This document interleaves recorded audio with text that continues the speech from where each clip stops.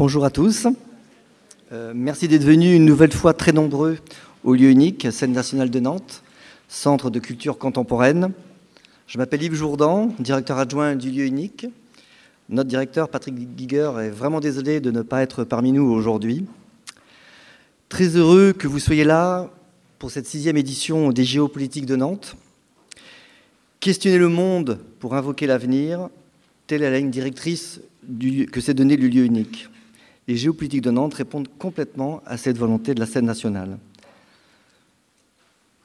Depuis 6 ans, les géopolitiques démarrent notre saison culturelle.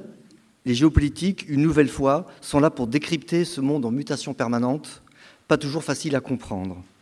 C'est là que nous faisons appel à des spécialistes et au réseau de l'Institut des relations internationales et stratégiques. Merci à Pascal Boniface pour cette collaboration. Mais le lieu unique, c'est aussi 500 événements ouverts 360 jours par an. Du théâtre, de la danse, de la musique, des expositions, des grandes rencontres thématiques autour de la philosophie, de la littérature, des questions d'éthique, du cinéma documentaire. Je vous invite à regarder sur notre site internet ou sur les différents documents, brochures, plaquettes, à la borne d'accueil et partout dans le lieu. Cette année, une nouveauté, nous avons également ce week-end, à la suite des géopolitiques, un autre Orient, carte blanche au Festival des Orientales, avec le grand percussionniste légendaire Zakir Hussain. Et dimanche après-midi, toute une programmation très éclectique.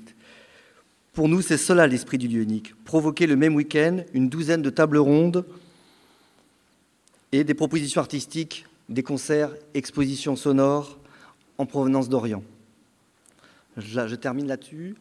Je voulais remercier Nantes Métropole et Madame la Présidente Johanna Roland, maire de Nantes, pour son soutien fort à cet événement et à la scène nationale tout au long de l'année. Merci au ministère de la Culture, au département et à la région qui nous soutiennent à l'année. Merci à Pascal Boniface et à ses équipes de nous proposer un tel événement sur 2 jours à nos côtés. Merci aux équipes du lieu unique, le secrétaire général, la technique, l'administration, aux intermittents. Sans toutes ces personnes, rien ne serait possible. Bonne géopolitique à tous. Je ne doute pas que nous ressortirons une nouvelle fois plus éveillés de ce monde à l'issue de ces rencontres. Pascal Boniface, je te laisse la parole pour présenter Géopolitique et donner le prix Géopolitique. Merci Yves.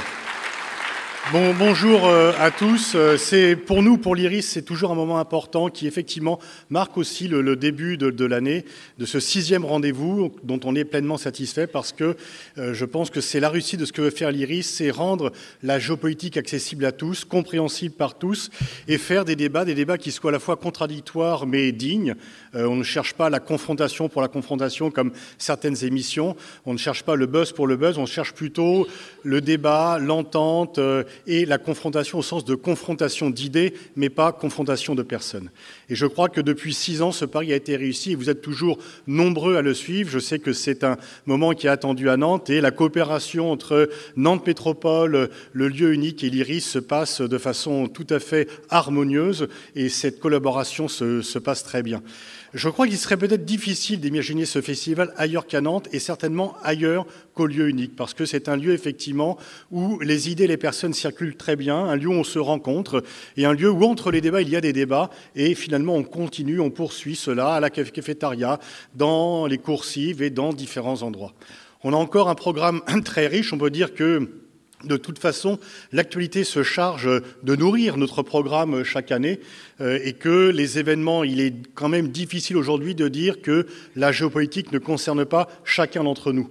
Les événements qui se passent en dehors, qu'il s'agisse de l'action de Trump, qu'il s'agisse de la guerre civile en Syrie, qu'il s'agisse des débats sur le développement de l'Afrique ou même le sort des Rohingyas, tout ceci ont des répercussions directes sur nous et on sait très bien que la notion de frontière a complètement été modifiée et qu'il n'y a pas de barrière entre l'extérieur et l'intérieur et qu'on est constamment dans les mouvements perpétuels d'aller et venir entre les deux. Et donc on a choisi encore 12 thèmes de débat qui sont les débats qui nous ont paru les plus essentiels, les plus importants, ceux dans lesquels il y a vraiment besoin un peu d'approfondir nos réflexions, notre connaissance, pour avoir une idée et pour prévoir un futur un peu meilleur.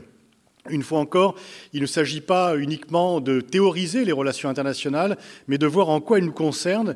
Et à l'heure, en 2018, eh bien, chacun est à la fois récepteur et émetteur d'informations. Chacun d'entre vous, dans ce qu'il va faire par la suite, va donner son avis. Et on espère que cet avis sera, grâce à tous les amis et conférenciers qui ont accepté de venir, un avis un peu plus éclairé.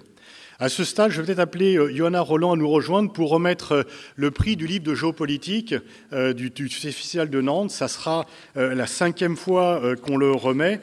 Et cette année, eh bien, il est remis à quelqu'un que je vais présenter. L'ouvrage, on a des débats internes assez importants, finalement, pour savoir, il y a beaucoup de productions en géopolitique. On a pris quelques critères pour remettre ce prix. Le livre doit récompenser une originalité dans l'approche de la question traitée et être bien sûr en phase de l'actualité. On ne va pas prendre une réédition, quelle que soit la qualité. C'est également un livre qui doit lier à la fois qualité pédagogique et innovation intellectuelle.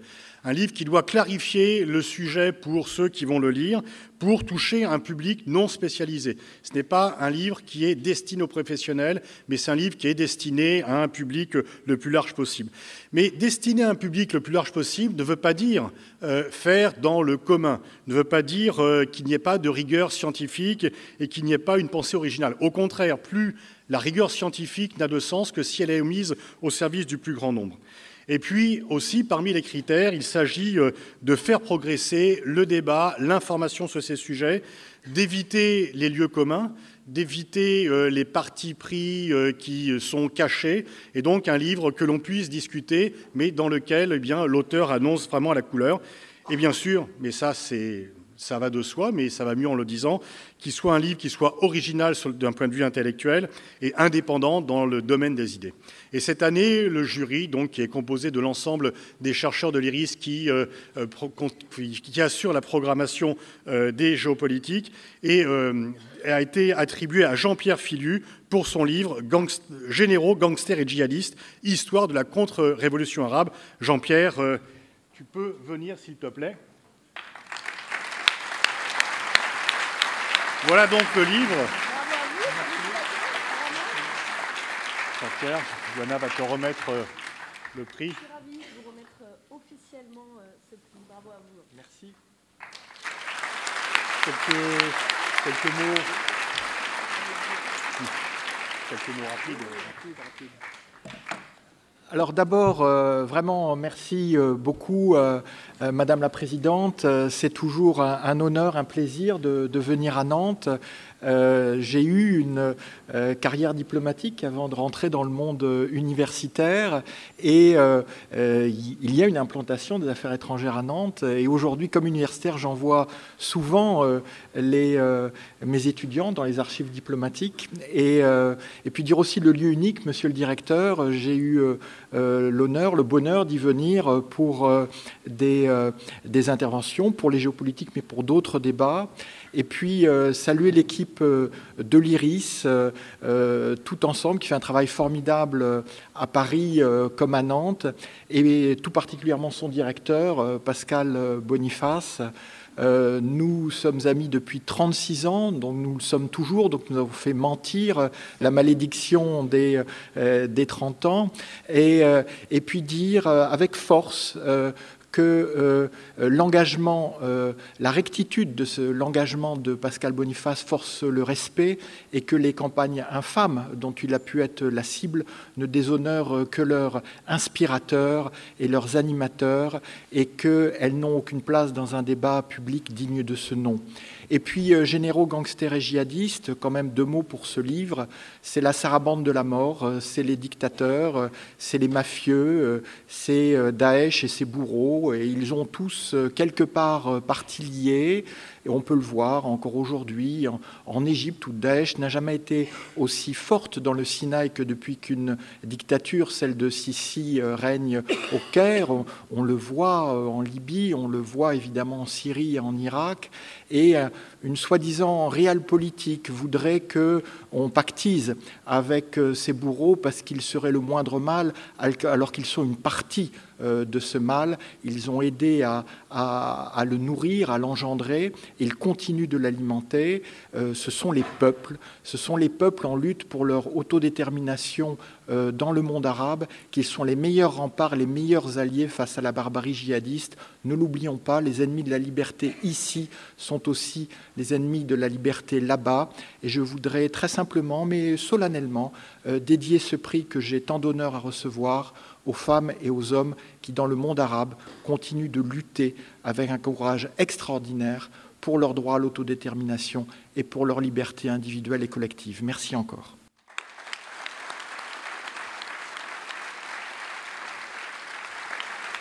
Merci Jean-Pierre, et donc je passe la parole à Yona Roland.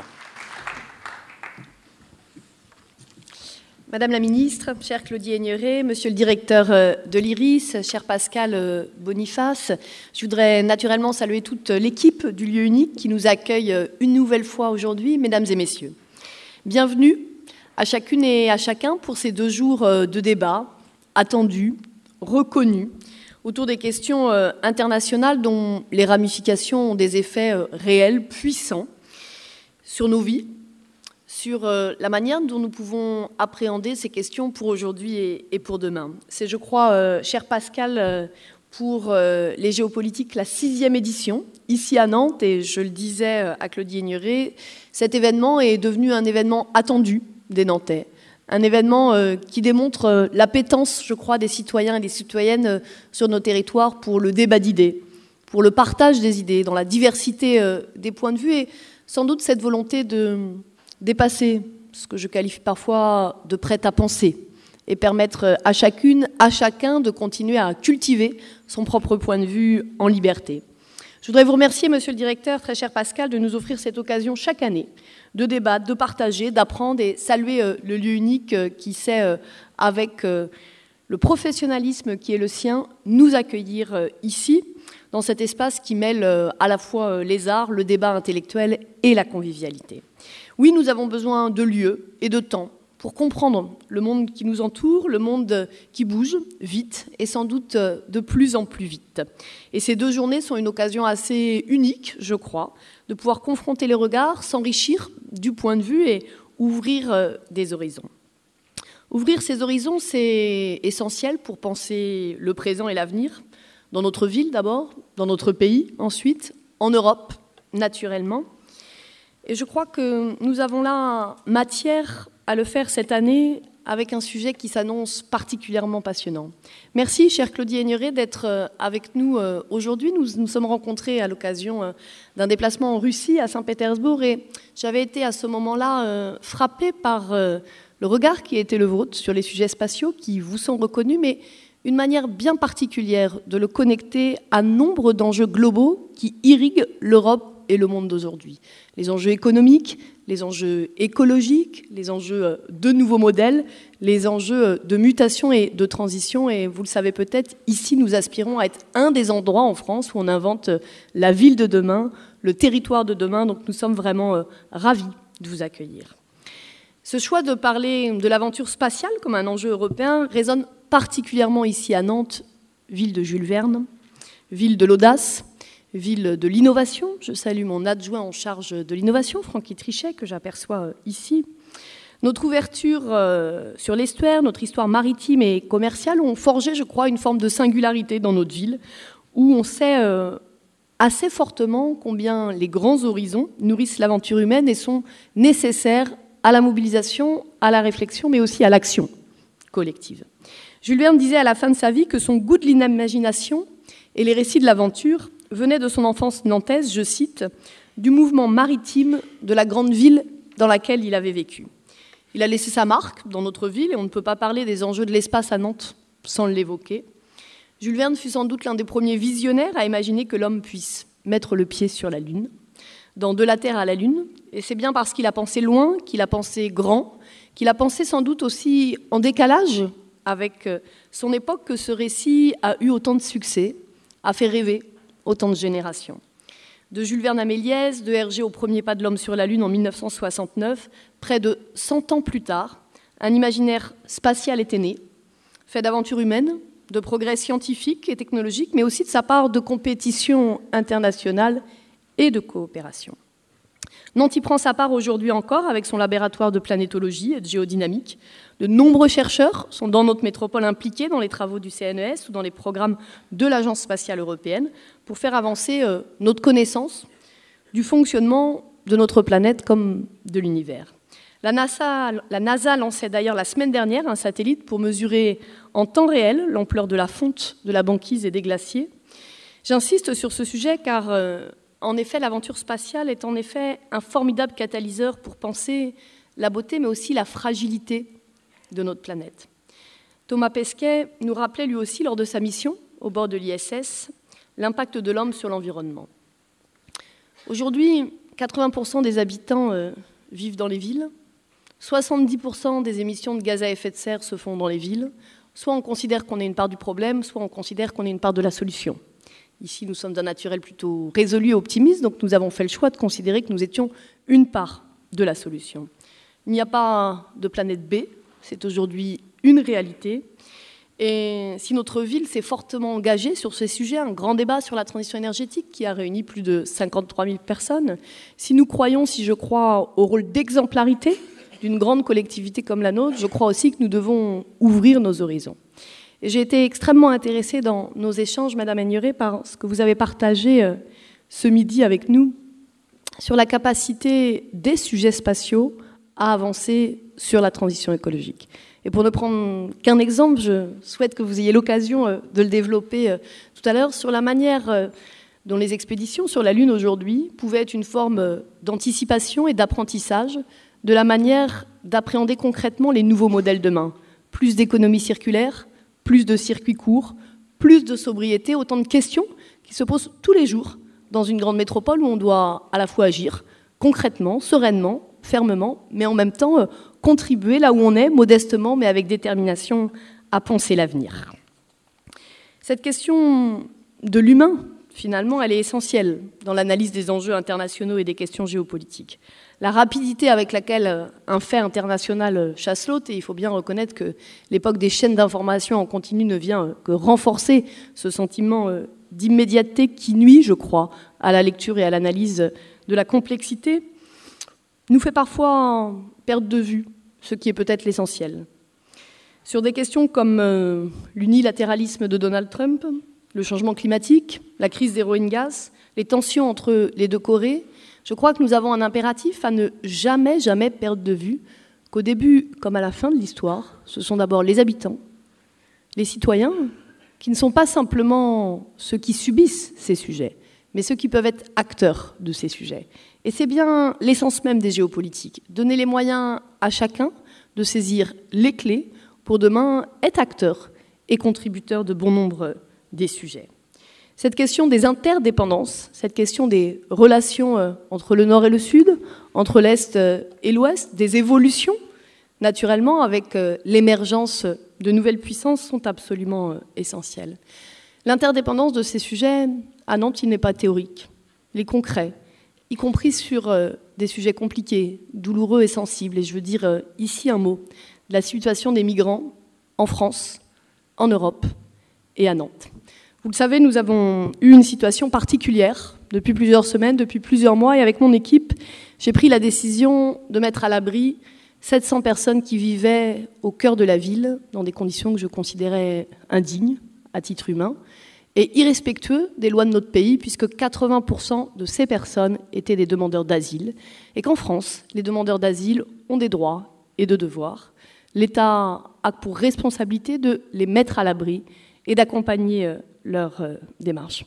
On a fait ce choix ici avec la cohérence, avec l'humanisme nantais que j'évoquais tout à l'heure, et je peux vous dire que nombre de Nantais ont montré sans doute dans les semaines qui ont précédé le plus beau visage de notre ville. Une ville où on considère que l'autre est d'abord une ressource, d'abord une richesse, avant d'être un danger. Je pose cette question ici parce que je crois qu'elle interpelle les différents niveaux de responsabilité. L'échelle locale, et je peux vous dire, pour être concrète, que depuis cet événement, j'ai reçu avant-hier un coup de fil de Dunkerque, hier un coup de fil de Clermont-Ferrand, parce que toutes les grandes villes françaises se retrouvent aujourd'hui confrontées à cette situation. Mais que la résolution ne peut être que nationale, et que s'il n'y a pas une pensée européenne sur ces sujets, où on étend du droit d'asile, Est-ce qu'on considère que la question des Dublinés va perdurer longtemps alors que chacun sait qu'elle n'a pas de sens et qu'elle est inefficace? Je le dis avec force cet après-midi parce qu'à l'orée d'un moment important démocratique que seront les élections européennes, je crois qu'on doit d'abord parler des contenus. Je crois qu'on doit d'abord parler des sujets. Je crois qu'on doit parler transition écologique. Je crois qu'on doit parler politique migratoire. Bref, je crois qu'on doit essayer de faire ce qu'on fait ici, dans les géopolitiques, croiser les regards, croiser les horizons, mettre en avant les contenus si on veut porter un point de vue sur les transitions, sur les mutations qui traversent nos villes, notre pays et l'Europe. Nous avons présidé, j'ai présidé pour Nantes pendant 2 ans, le réseau Eurocities, ce réseau des 130 grandes villes européennes, et j'en garde la conviction renforcée que sur les sujets de demain, les choses doivent aussi partir des territoires. On a en France parfois une culture qui reste très jacobine, très centralisatrice. Je dis parfois que l'avenir du pays s'invente aussi dans les territoires. Il s'invente dans les débats d'idées comme aujourd'hui, il s'invente dans les capacités d'empowerment, il s'invente dans les capacités des citoyens à agir, des acteurs économiques, des acteurs syndicaux, des acteurs sociaux. Et je crois que c'est une chance que les géopolitiques nous proposent aujourd'hui de mêler des réflexions d'universitaires, d'experts, de praticiens pour produire une réflexion plurielle. Pour conclure, je voudrais partager avec vous une dernière satisfaction de vous accueillir ici, Madame la Ministre. C'était au début de mon discours et j'ai fait le choix de le mettre à la fin. Au début de mon discours, je devais vous dire pourquoi nous étions ravis d'accueillir une des premières femmes qui avait volé dans l'espace. J'ai décidé de le mettre à la fin parce que je partage avec Claudie Hénieré le fait qu'on est d'abord défini par ce qu'on pense, d'abord défini par ce qu'on fait, d'abord défini par son point de vue avant d'être défini par son genre. Et que la bataille pour l'égalité homme-femme, la bataille pour plus de mixité, la bataille pour plus de diversité, elle passe par regarder d'abord les idées, d'abord les points de vue, avant de mettre en avant la reproduction genrée. Et en même temps, je crois que c'est important d'avoir cette présence et d'avoir cette exemplarité. Parce que comme maire de Nantes, je croise régulièrement des jeunes femmes qui encore aujourd'hui, en France, en 2018, s'interrogent sur leur légitimité à s'embarquer dans des filières numériques, dans des métiers numériques, qui s'interrogent encore sur leur capacité à aspirer à telle ou telle situation de responsabilité. Alors si un parcours comme le vôtre peut faire rêver, si un parcours comme le vôtre peut inspirer, eh bien ça nous donne une raison supplémentaire d'être ravis de vous accueillir ici. Merci.